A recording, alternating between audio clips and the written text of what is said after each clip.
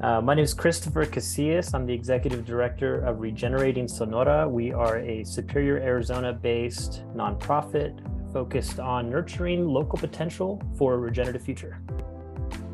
Superior as a community. So for my purview, I'm the fifth generation community member here. So my family goes back over 100 years from this town.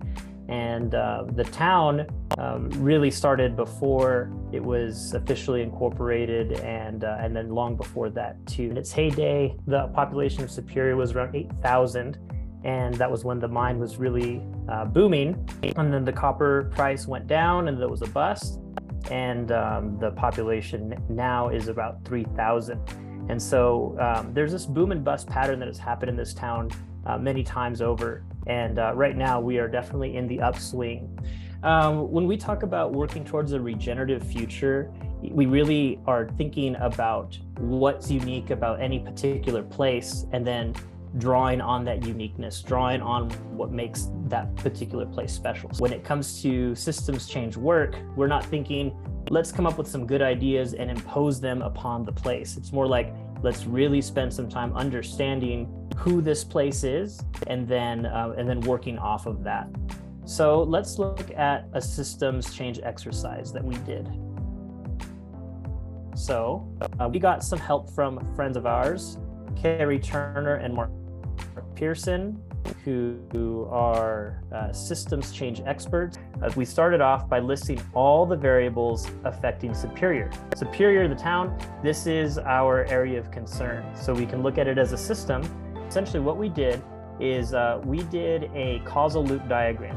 So this is not a mind map or something like that. This is a formal process. A causal loop diagram is a way that you can start to see the variables in a system, and then you can see how the variables relate to each other, either increases or decreases within each variable. So each variable has an effect on the other variables.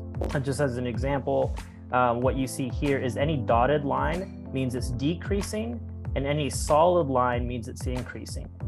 This doesn't look all that clear maybe. So then we had some help from Carrie to convert this into a proper causal loop diagram.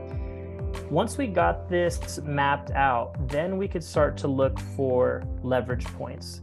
See, what we want to find out is where we can get some exponential increases or virtuous cycles. So if we can increase one variable that then increases another variable, that then increases another variable, that then increases another one, then we can start to find out that just putting a little bit of pressure in one area will cause all kinds of positive effects in other areas. We had to be smart about deciding where it is that we're going to spend our time. So each organization, each group of people has areas that they know that they have more influence on over others. So what we did is we grouped these variables based on our ability to influence them and their ability to impact Superior as a system.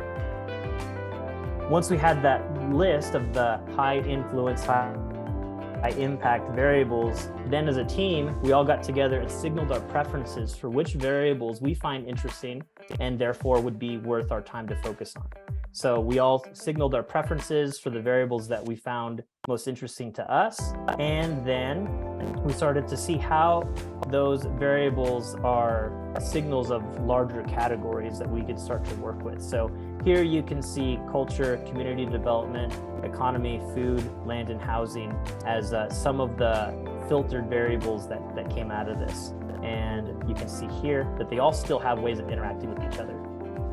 So once we started to look at these dynamics, then it's time to whittle it down even further into what are our main program areas going to be. So you can see that for 2023, informed by this systems work that we did, we now have the variables that we want to focus on. Thank you to Vitalist Health Foundation for helping us make a difference with systems change. To learn more about Regenerating Sonora, please visit regeneratingsonora.org.